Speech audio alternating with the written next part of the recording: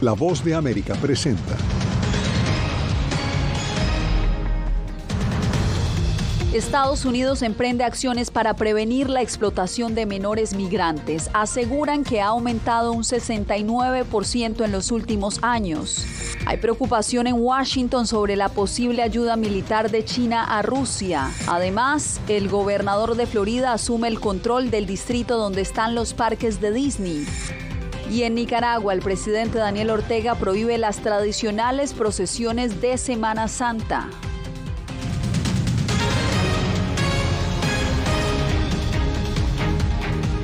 ¿Qué tal? Les doy la bienvenida a El Mundo del Día. Soy Yasmín López. Comenzamos con las acciones que emprendió la Casa Blanca para prevenir la explotación laboral de menores migrantes. Jorge Agobián nos tiene los pormenores desde la mansión presidencial. Jorge, adelante, cuéntanos cuáles son estas medidas. Primero es la creación de un grupo de trabajo que va a incluir a varias agencias del gobierno federal, desde el Departamento de Salud, que se encarga de la recepción de los menores no acompañados que llegan a la frontera, hasta el Departamento de Trabajo, que anunció que abrirá una investigación sobre este caso. La mayoría de las víctimas son centroamericanos, menores que llegaron a la frontera sin la compañía de sus padres.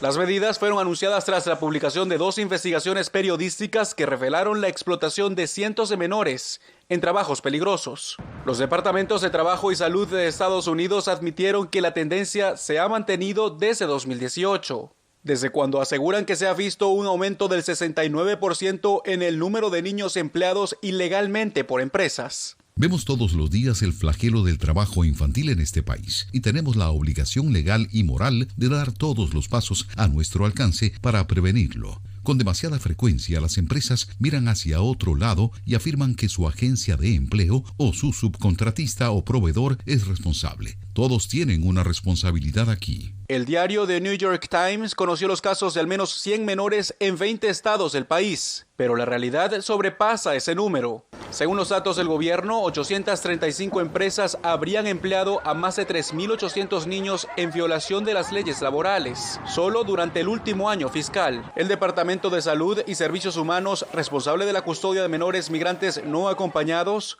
anunció que harán seguimiento de los menores entregados a sus padres o el responsable legal.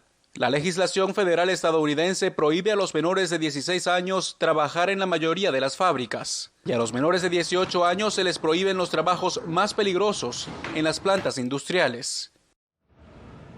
Bien, y durante esta jornada, organizaciones no gubernamentales criticaron esta situación y llamaron al gobierno a tomar medidas enérgicas. Esperan que estos menores, sobre todo los migrantes que están pasando por esta situación, sean de alguna manera reparados. Yasmín. Jorge, gracias. Y la crisis migratoria de Nueva York se extendió a Quebec, en Canadá, donde se han generado roces por el paso de los migrantes que ya tienen saturado el sistema de procesamiento y ayuda. Ángela González nos amplía. La crisis migratoria desatada por la cantidad de personas que han llegado a la ciudad de Nueva York en meses recientes ha llevado a muchos de ellos a seguir rumbo hacia el norte, amparados en ayudas para transportarse por parte de la alcaldía. Y el mismo alcalde no tiene la menor idea de lo que se va a hacer con toda esta gente que está acá, ¿no? De hecho, se les están dando boletos para que se vayan a Canadá. En medio de un frío extremo, los migrantes están arriesgándose para pasar a Canadá. Solo Quebec ha recibido más de 39,000 solicitudes de asilo desde 2022 y se encuentran saturados los albergues y el personal para procesar sus casos. Los ubican en un hotel.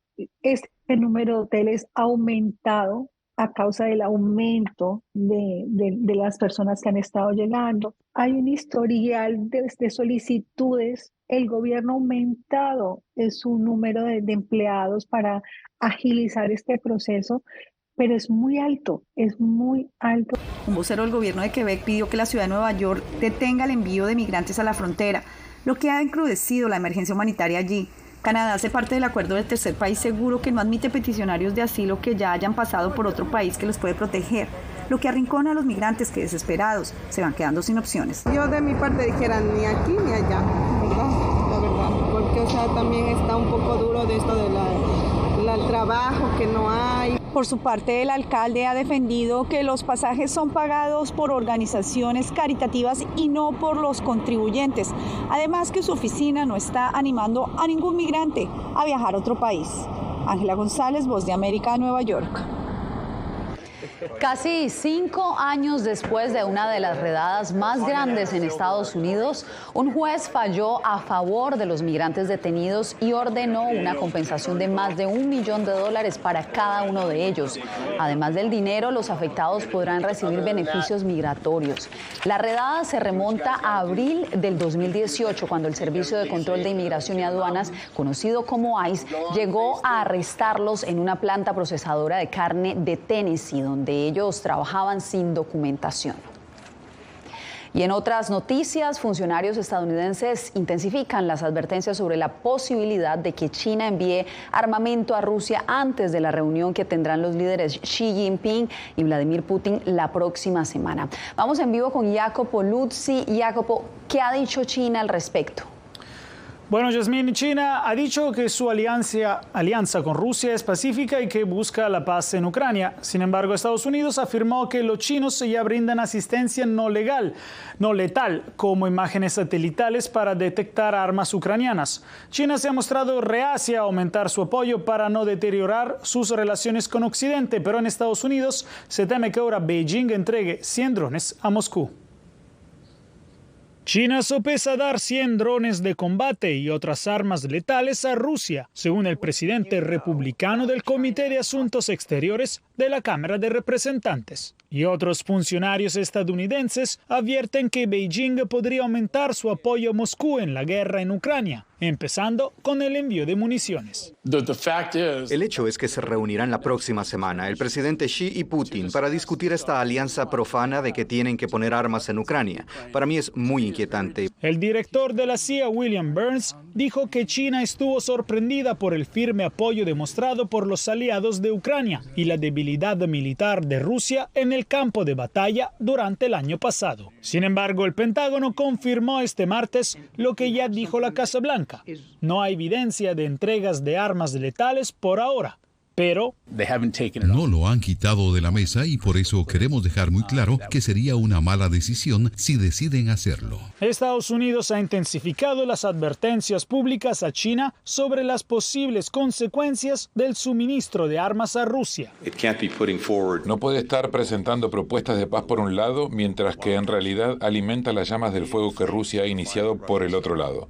Así que espero que China se tome muy en serio lo que dijimos. El Ministerio de Relaciones Exteriores de China negó las acusaciones y dijo que Estados Unidos está siendo hipócrita con sus advertencias contra el envío de armas a Rusia, cuando la administración Biden ha enviado ya $1.000 millones en armamentos en un año a Kiev.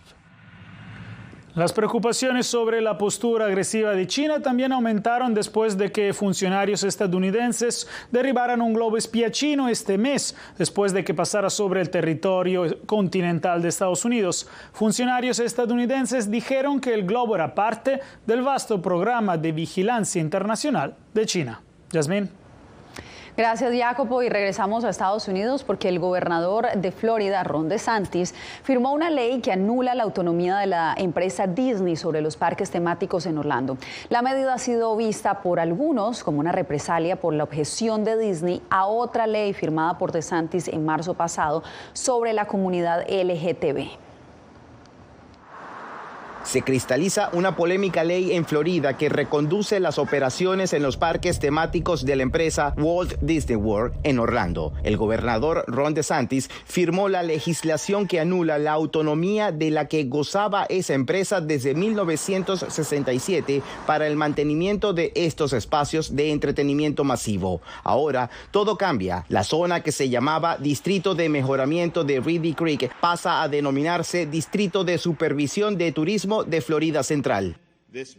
Y este proyecto de ley y la estructura que hemos creado en este proyecto de ley garantizarán que la deuda municipal acumulada sea pagada por Disney, no por los contribuyentes de Florida. Esa empresa genera empleos directos e indirectos a más de 70,000 personas en Florida. Sin embargo, Disney ha afirmado que la ley no va a impactar en las operaciones. Pero la diferencia es que la nueva ley le quita el poder de la autonomía a Disney y el gobernador crea un board nuevo. Esta reforma ha levantado las alertas entre empresarios del Estado del Sol. La Coalición Americana de Inmigración Empresarial, con más de 2.000 integrantes en todo el país, sostiene que es una represalia de DeSantis ante la oposición de Disney a una nueva ley sobre la orientación sexual e identidad de género. Es bastante preocupante que el gobernador trate de imponer su visión y sus intereses políticos por encima de una empresa privada. Eso va en contra de nuestro sistema capitalista. José Pernalete, Voz de América, Miami. Pasamos a Nicaragua, donde el gobierno de Daniel Ortega arremetió nuevamente contra la Iglesia Católica.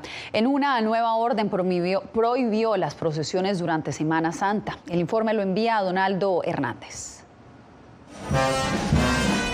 Las procesiones durante la Semana Santa forman parte de las tradiciones religiosas más importantes de los nicaragüenses, quienes en su mayoría profesan la fe católica. Sin embargo, este año el gobierno del presidente Daniel Ortega prohibió cualquier actividad religiosa en espacios públicos, según informó el obispo René Sándigo. Ha dicho la autoridad que el Vía Crucis solamente se puede hacer al interno del templo o en el atrio. La prohibición de las procesiones se da días después de que el presidente Daniel Ortega se refirió a la Iglesia Católica como una mafia organizada que ha intentado sacarlo del poder. Nunca le tuve ni cariño ni respeto a la mayoría de los sacerdotes y religiosos. El abogado Juan Diego Barberena considera que la prohibición de las festividades católicas viola la libertad religiosa, la cual está contemplada en la Constitución Política. Es una medida más que violenta el derecho a la libre profesión de fe de los y las nicaragüenses que profesan la religión católica, un país con más del 55% de ciudadanos y ciudadanas que son católicos y que en consecuencia conmemoran las festividades de la Semana Santa y de la Cuaresma también de previo, ¿no? Recientemente, Estados Unidos incluyó a Nicaragua en su lista negra de países que violan sistemáticamente la libertad religiosa. Donaldo Hernández, Voz de América. En Colombia hay preocupación por las negociaciones de paz que adelanta el gobierno con el grupo guerrillero ELN. Les contamos después de la pausa.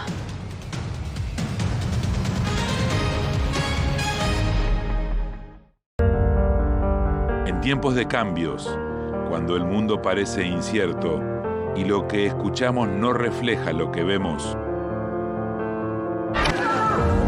buscamos la verdad. A través de la pantalla de la... Cuando nos cuentan solo una parte de la historia, perdemos la confianza.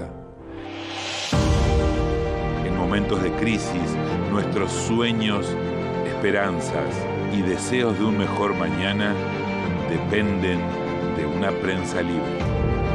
En La Voz de América te traemos las historias que la gente se arriesga a ver. Conectamos el mundo y lo unimos con la verdad.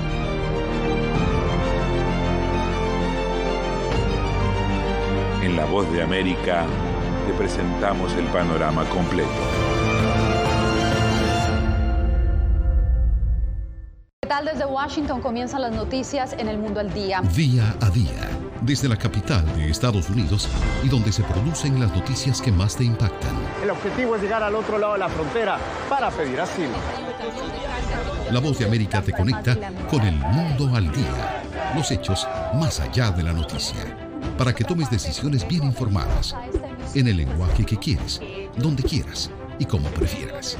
Conéctate con El Mundo al Día. Actualidad. Nos vamos a ver otra cepa nueva y otra cepa nueva. Análisis. En realidad, mucha de esta gente va a quedar parada de nuevo y va a ser una tragedia humana. Debate. Dejen la obsesión. La obsesión la tienen ustedes. Con la información más allá de los titulares. El tema energético es algo que se está analizando. La inflación es un problema global. 30 y 50 metros están ya las tropas. Su respuesta, doctor. Todas las semanas por La Voz de América.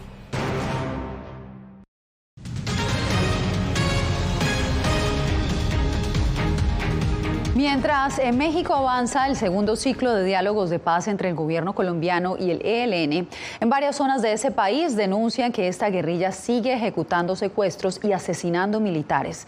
Jair Díaz nos informa.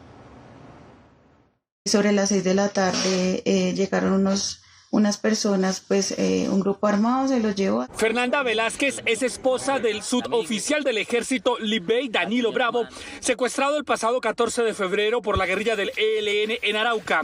Ella suplica la libertad de su compañero sentimental y solicita a esta guerrilla que no tomen acciones armadas durante las negociaciones de paz que adelanta con el gobierno colombiano. Que por favor lo liberen pronto. Y nosotros le estamos esperando en casa. A pesar de los avances en la mesa, las autoridades investigan una serie de ataques y secuestros por parte de esta guerrilla. Los negociadores del gobierno buscan poner fin al acordar un cese al fuego definitivo. En cada ciclo deben producirse hechos que aumenten el volumen de la política y disminuyan la importancia de las armas. La oposición al presidente Gustavo Petro argumenta que el ELN está jugando con los colombianos y que esta es una burla a la mesa de diálogos, mientras que sigan secuestrando y asesinando. Esto no es otra cosa que la consecuencia de ser complacientes con el terrorismo. Así no se negocia, con un Estado débil, con unas fuerzas militares amarradas. En lo corrido de 2023, 2 militares han sido asesinados por el ELN y 6 más han sido secuestrados por esta guerrilla. Yair Díaz, Voz de América, Bogotá.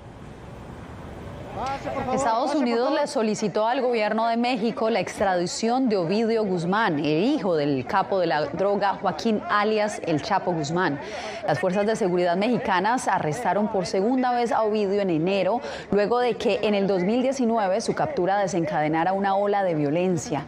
Guzmán ha sido acusado en Estados Unidos de conspiración para traficar cocaína, metanfetamina y marihuana y de hacerse cargo del imperio de contrabando de drogas de su padre. En Venezuela, la oposición ya le puso fecha a unas elecciones primarias para elegir a un candidato que en el 2024 se enfrente al oficialismo chavista que lleva 24 años continuos en el poder. Álvaro Algarra tiene la información. Quedan 8 meses para preparar los comicios internos de una oposición que lleva décadas mostrando divisiones internas. El politólogo Ángel Medina ve como un logro que la oposición ya canaliza una ruta política de cara al 2024. Ahora todos sabemos que ese cronograma va a tener que sortear una gran cantidad de obstáculos que no están colocados por la oposición, no están colocados por los venezolanos, va a estar colocado por quienes están en el poder. A juicio del director del Centro de Estudios Políticos y de Gobierno de la Universidad Católica Andrés Bello Benigno Alarcón, si la primaria recoge el mayor nivel de consenso posible, terminará generando un resultado que obliga a la oposición a mantenerse unida. Yo creo que la primaria justamente está pensada como la estrategia que contrarresta a la estrategia gubernamental de dividir para vencer. En ese mismo contexto, precandidatos coinciden en que a través de este mecanismo se logrará una unidad que perdure en la oposición del país. Toda la sociedad venezolana tiene que involucrarse en esta convocatoria al ejercicio del voto para poder derrotar el próximo año a Nicolás Maduro y su camarilla en el proceso de elecciones que tendrá lugar en el 2024. Independientemente de lo que suceda el 22 de octubre, este va a ser el equipo que iniciará el proceso de reconstrucción nacional. Las primarias son el consenso. Nicolás Maduro permanece en el poder tras reelegirse en 2018 en unos comicios considerados fraudulentos por Estados Unidos y otros 50 países. Álvaro Algarra, Voz de América, Caracas. Un sustancial aumento de casos de dengue moviliza a las autoridades sanitarias de Bolivia y Perú. La epidemia también ha develado falencias en los sistemas de salud pública. Fabiola Chambi nos da el reporte. La muerte por dengue de más de 20 niños en Bolivia ha generado preocupación en los padres, que además denuncian colapso hospitalario y falta de atención. Sin embargo, el Ministerio de Salud informó que esta semana hubo una disminución drástica de casos y que se intensifican las campañas de fumigación. Los esfuerzos que estamos realizando como Estado plurinacional de Bolivia, como Estado boliviano, está dando los resultados que esperamos. La región oriental de Santa Cruz es el epicentro del contagio y a nivel nacional se reportan más de 10.500 casos acumulados. En Perú la situación es aún compleja porque se registran más de 11.500 casos y hay declaratoria de alerta epidemiológica. Son 13 regiones en el país, más de 50 distritos que están afectados con un brote importante de dengue. A ver, el dengue es digamos, una enfermedad endémica en la región, Ecuador, Perú, parte de Bolivia, Brasil, parte de Colombia. Lo que llama la atención es este brote importante, es que es probable que no hayamos hecho mucho en estos 3 años de pandemia. Aunque los mayores esfuerzos debían concentrarse en la prevención, el doctor Neira considera que se puede hacer frente al dengue. En COVID no funcionaba la fumigación. En este caso sí, porque hay un vector. La semana pasada, la Embajada de Estados Unidos en Bolivia entregó hospitales móviles donados por Washington para la lucha contra el dengue. Fabiola Chambi, Voz de América, Bolivia. En instantes, una sofisticada estrategia de estafa se populariza en Estados Unidos. Les contamos de qué se trata.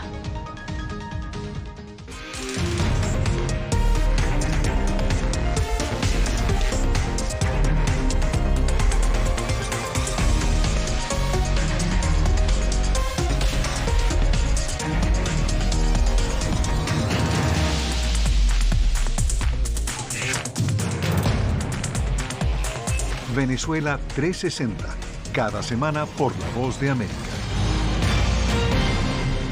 ¿Qué tal? Desde Washington comienzan las noticias en El Mundo al Día. Día a día, desde la capital de Estados Unidos y donde se producen las noticias que más te impactan. El objetivo es llegar al otro lado de la frontera para pedir asilo.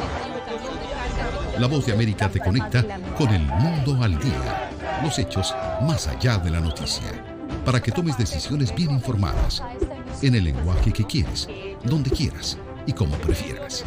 Conéctate con El Mundo al Día. En tiempos de cambios, cuando el mundo parece incierto y lo que escuchamos no refleja lo que vemos, buscamos la verdad. A través de la pantalla de la... Cuando nos cuentan solo una parte de la historia, perdemos la confianza.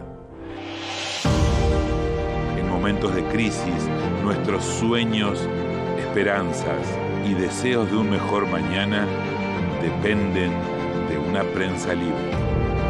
En La Voz de América te traemos las historias que la gente se arriesga a ver. Conectamos el mundo y lo unimos con la verdad.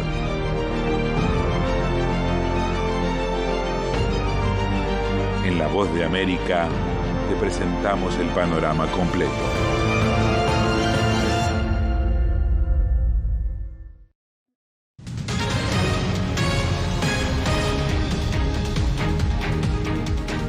Una modalidad de estafa es cada vez más común en Estados Unidos y sus víctimas son conductores. Adrián Arévalo nos explica que los delincuentes utilizan ahora una sofisticada tecnología para crear multas de tráfico falsas. De acuerdo con el Better Business Bureau, Nevada, Colorado, Arizona, Texas y Florida son algunos de los estados donde se reportan víctimas, quienes al regresar a su auto estacionado en una zona permitida o incluso con parquímetro, se encuentran con una multa en su parabrisas. Los estafadores utilizarán una impresora portátil de alta tecnología cuando ellos pueden imprimir este tipo de multas. Lamentablemente, usted como consumidor llegará a su auto y verá que tiene una multa en su auto. Entonces, lo que hace el consumidor piensa que es una multa real, un ticket real, y lo que hace es va y paga en línea. La multa incluye instrucciones para pagar la supuesta infracción a través de PayPal o con un código QR que al ser escaneado dirige al usuario a una página de internet falsa que nada tiene que ver con una corte de tráfico. Así que el dinero va directo al bolsillo de los delincuentes. Prestaría atención si cuando voy a la página en línea es algo que pueda verificar, es algo que tenga copyright o que venga de algún sitio legítimo. Definitivamente hay que verificar toda esa información porque si no es fácil caer en este tipo de estafas. Las autoridades recomiendan buscar la página web en donde se pagan las multas de tráfico de la ciudad en donde se encuentre en caso de tener una multa en el parabrisas. Adriana Arévalo, Voz de América, Las Vegas. Cuando regresemos, Estados Unidos celebra el mes de la herencia afro y repasamos el rol de los afrolatinos en la historia militar de este país.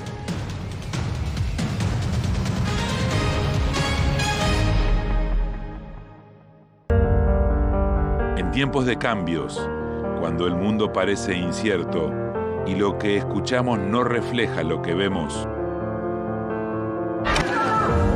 buscamos la verdad. A través de la pantalla de la... Cuando nos cuentan solo una parte de la historia, perdemos la confianza. En momentos de crisis, nuestros sueños, esperanzas y deseos de un mejor mañana dependen de una prensa libre. En La Voz de América te traemos las historias que la gente se arriesga a ver. Conectamos el mundo y lo unimos con la verdad.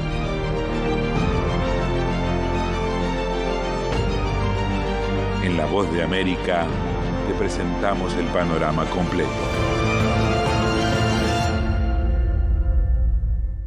¿Qué tal? Desde Washington comienzan las noticias en El Mundo al Día. Día a día, desde la capital de Estados Unidos y donde se producen las noticias que más te impactan. El objetivo es llegar al otro lado de la frontera para pedir asilo.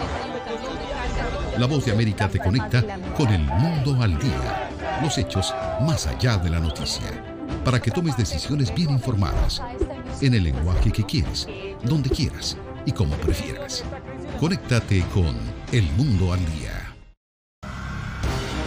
Actualidad.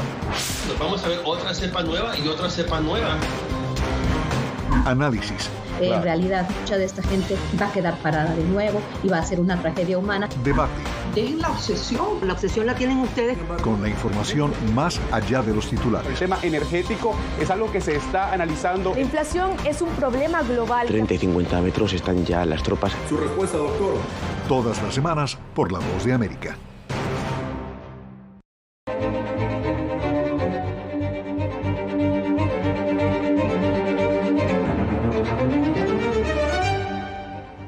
El papel de los afrolatinos en las guerras de Estados Unidos ha sido fundamental. En el mes de la herencia afroestadounidense, Divalizet Cash nos habla de los excombatientes afrolatinos que se han considerado héroes en la historia militar de este país. Los afrolatinos han jugado un papel crucial en las guerras de Estados Unidos. Roland Rohrabaugh, de raíces puertorriqueñas, ingresó al servicio militar obligatorio en 1969 para combatir en Vietnam. Rohrabaugh sostiene que los afrolatinos fueron reclutados de manera desproporcionada respecto al resto de la población estadounidense, también políticamente desigual, porque los puertorriqueños residentes en la isla no podían escoger al presidente estadounidense. Te encuentras en una situación militar, pero te están discriminando por color, tu acento y tu lenguaje. ¿Por qué nosotros estamos en una situación de guerra cuando nosotros no disfrutamos de elementos democráticos? Para Antonio Montes, a la edad de 18 años, el servicio militar era una sentencia de muerte. Pese a que su abuelo fue el orgullo por combatir en la Segunda Guerra Mundial, 3 amigos muertos y varios familiares eran motivo para detener el derramamiento de sangre. No era una guerra mía, y si uno se da cuenta, la mayoría de los soldados en esa época eran africanos americanos, latinos, gente de color, porque los americanos estaban en la universidad. La historia destaca al dominicano Esteban Hutis como el único piloto afrolatino que en la Segunda Guerra Mundial perteneció a los famosos aviadores de Tuskegee. Su legado no solo se limitó al combate aéreo. También su lucha aquí en el país contra la segregación racial y el prejuicio que ellos vivieron día a día. Pero afortunadamente durante una serie de meses y la Operación Antorcha, la oportunidad de estar en combate demuestra que estos, los pilotos negros, fueron contribuyentes claves al esfuerzo militar. La memoria militar de Estados Unidos está en deuda con la minoría afrolatina, y aunque no hay datos oficiales sobre el número de soldados caídos, la historia y el activismo han logrado rescatar personajes claves en las victorias militares estadounidenses. Divalizet Cash, Voz de América, Washington. Lionel Messi logró ser coronado por segunda vez como el mejor jugador masculino de la FIFA. El astro del fútbol recibió el galardón durante la ceremonia de los premios The Best. El argentino de 35 años obtuvo el trofeo más codiciado del fútbol mundial nuevamente después de inspirar a Argentina a su tercera victoria en la Copa del Mundo con 7 goles en el torneo, superando a su compañero de equipo en el PSG, Kylian Mbappé, y Karim Benzema del Real Madrid. Con esto nos despedimos por hoy.